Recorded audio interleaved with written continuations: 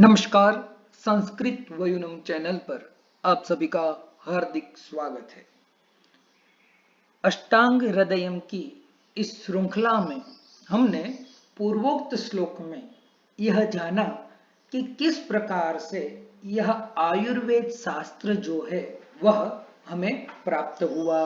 ब्रह्मा स्मृत्वा युषो वेदम, यानी ब्रह्मा जी से जो आयुर्वेद की परंपरा शुरू हुई वही अग्निवेशादि महर्षियों ने तक उन्होंने इसे आगे बढ़ाया और युगानुरूप फिर वाग्भट्ट जी ने इसे हमें प्राप्त कराया। तो प्रस्तुत श्लोक में कहते हैं, ननु यदि तेईस तंत्राणि पुनर्युगानुरूप संदर्भैः संगृहीतानि तत्किम इदानीम अनेन शास्त्रेण कृतेन इत्याह।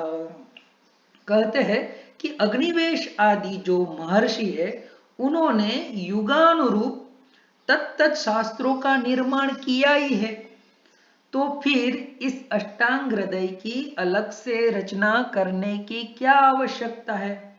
वाग्भट्ट जी, यह जो आप प्रयत्न कर रहे हैं वह व्यर्थ ही प्रयत्न है, क्योंकि तत्त शास्त्र तो उपलब्ध ही है, तो फिर इस शास्त्र से क्या मतलब। तो उनका प्रत्युत्तर देते हुए वाग्भट्ट जी श्लोक में कहते हैं, तेभ्योति विप्रकीर्णेभ्यः प्रायः सारतरोच्चयः क्रियतेष्टाङ्गहृदयं नातिसंक्षेपविस्तरम्।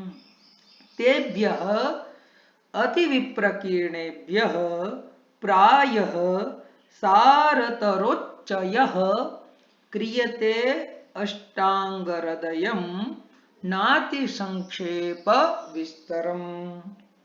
क्रियते अष्टांगहृदयं नातिसंक्षेप विस्तरम्। तेभ्यः अतिविप्रकीर्णेभ्यः, तेभ्योति विप्रकीर्णेभ्यः।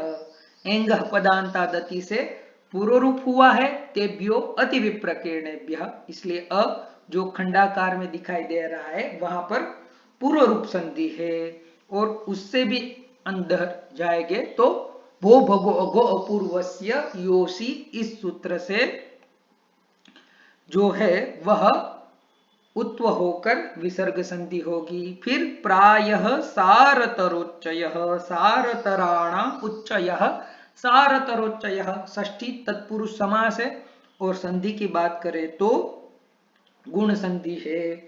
क्रियते अष्टांग हृदयम, यहाँ फिर से पूर्व रूप संधि है, और नात्य संक्षेप विस्तरम, न धन अति, यहाँ पर अकह सवर्णे दीर्घ, इस सूत्र से दीर्घ संधि है।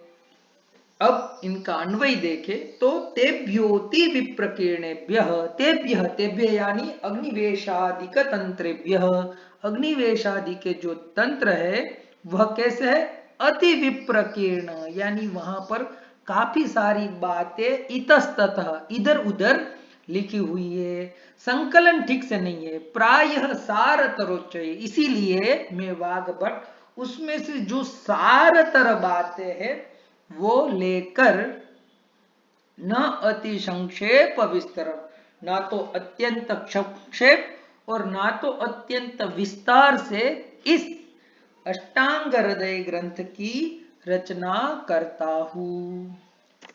अरुण दत्त जी अब आगे इस श्लोक की टीका करते हुए कहते हैं, तेभ्यः ग्रंथेभ्यः अति विप्रकीर्णेभ्यः विक्षिप्तेभ्यः उच्चावचोक्तार्थतया एव इतश्चेतश्च गतेभ्यः।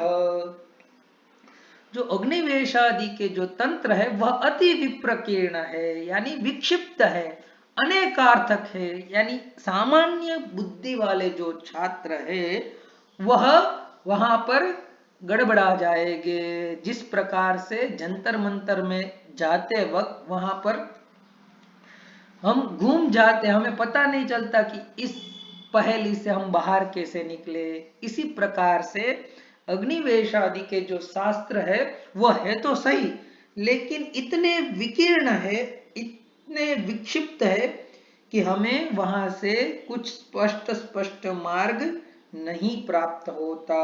इसीलिए अतएव कश्चिदेव अर्थ कस्मादेव तंत्रा ज्ञायते, और तत्त शास्त्र जो है वह तत्त शास्त्र अपने अपने विशिष्ट पहलू के लिए प्रसिद्ध है। जिस प्रकार यथा शल्य चिकित्सा शुश्रुत प्रणीता तंत्रात् एव अवगम्यते न तथा अग्निवेशादिका।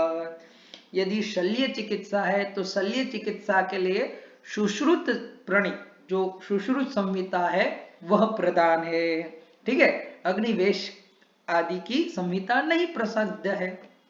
उसी प्रकार ऊर्ध्वांग चिकित्सा जिसे हम शालाक्य चिकित्सा भी कहते हैं, उसके लिए जनक प्रणीत जो शास्त्र है वहां से जैसे ज्ञान होता है वैसा ज्ञान सुश्रुत संहिता से नहीं होता। ऊर्ध्वांग चिकित्सा च जनक प्रणीता तंत्रा यथावगम्यते न तथा सुश्रुत प्रणीताता। अतः प्रायः बाहुल्येन सारतरोच्चयः क्रियते।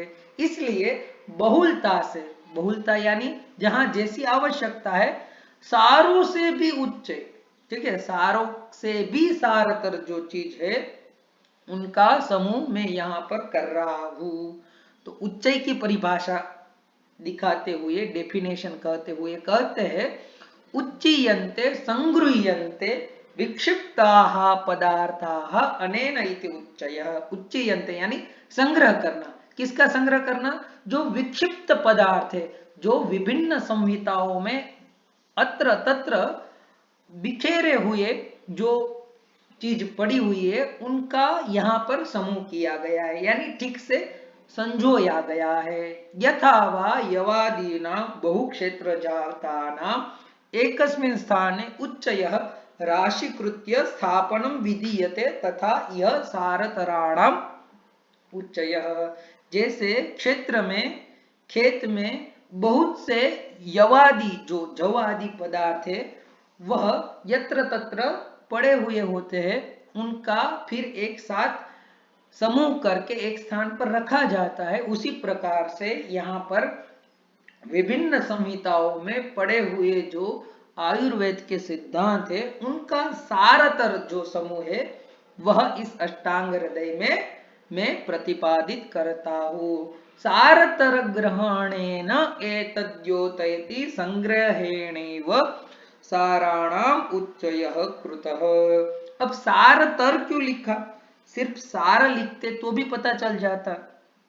तो कहते हैं कि सार रूप जो बातें थी वो तो मैंने अष्टांग संग्रह में भी बता दी थी, यहाँ पर तो उस अष्टांग संग्रह से भी संक्षिप्त यह अष्टांग हृदय है ऐसा मैं प्रतिपादित करना चाहता हूं। यानी अष्टांग संग्रह से भी संक्षिप्ततया, क्योंकि धीरे धीरे कलयुग आता गया, ठीक है, मनुष्यों के पास इतना वक्त नहीं है, छात्रों के पास इतना वक्त नहीं है कि वह गहन अध्ययन कर पाए।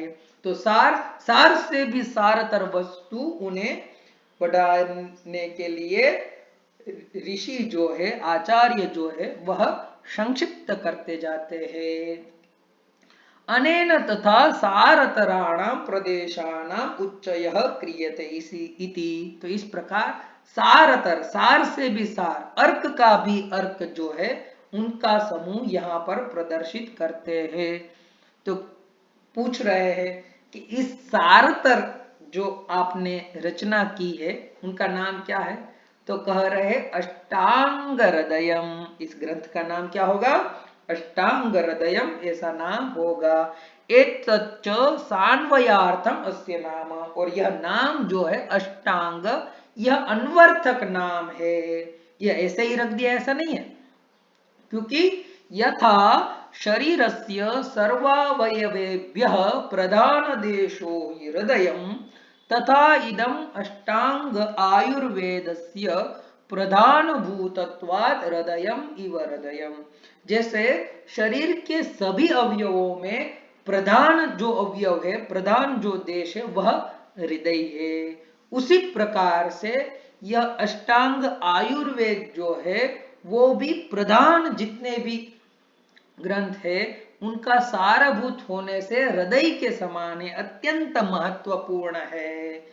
इसीलिए इनका नाम अष्टांग हृदय रखा गया है। और अष्टांग 8 अंग जो है, काय चिकित्सा, कौमार, भृत्य इत्यादि चिकित्साओं में भी सभी का यह हृदय है।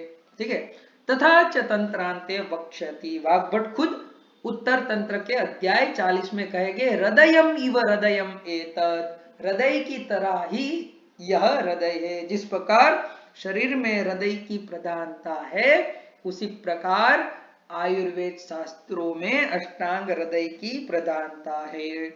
अष्टौचतानि अंगानि अष्टांगानि, 8 अंग है।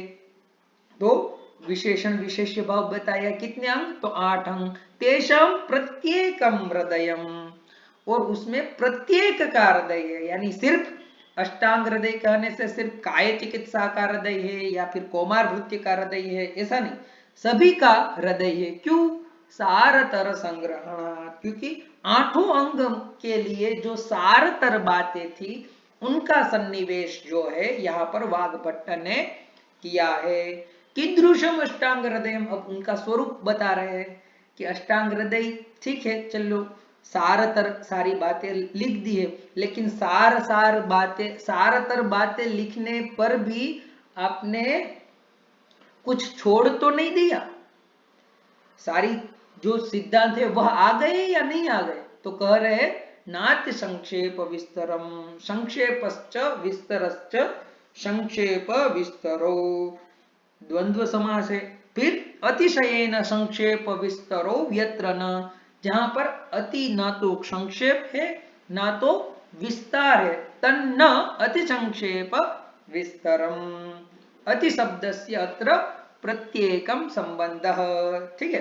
तो द्वंद्व समास में एक ऐसा नियम है कि द्वंद्व के आदि में, मध्य में या अंत में कोई यदि शब्द जुड़ता है तो उनका प्रत्येक के साथ संबंध होता है। द्वंद्वादो द्वंद्वान्ते द्वंद्व मध्ये च श्रूयमाणं शब्द प्रत्येकम अभिसंबध्यते।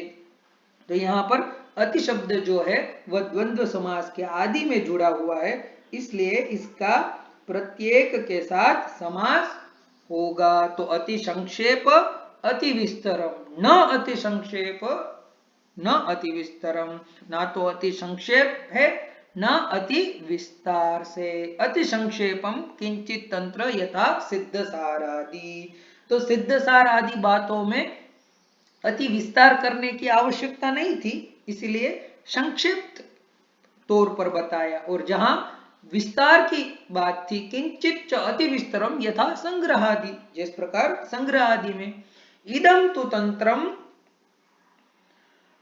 नाति संक्षेप विस्तरम, यानी जैसे सिद्ध सारादि ग्रंथ जो है आयुर्वेद के, वह अति संक्षिप्त में बताए गए, और संग्रह आदि जो ग्रंथ है वह अत्यंत विस्तार से बताए गए। लेकिन यह जो अष्टांग हृदय ग्रंथ है वह ना तो अति संक्षेप में है ना तो अति विस्तार से। अति संक्षेपोक्तम स्वल्प धियाम नोपकृत है, यदि अति संक्षेप में बात कहेंगे तो जो स्वल्प धी जिसकी है वैसे व्यक्तियों को, यानी अल्प बुद्धि छात्रों को वह चीज समझ में नहीं आएगी, क्योंकि जब संक्षेप में कहते तब सूत्र शैली का प्रयोग होता है, तो हर कोई सूत्र शैली नहीं समझ पाता।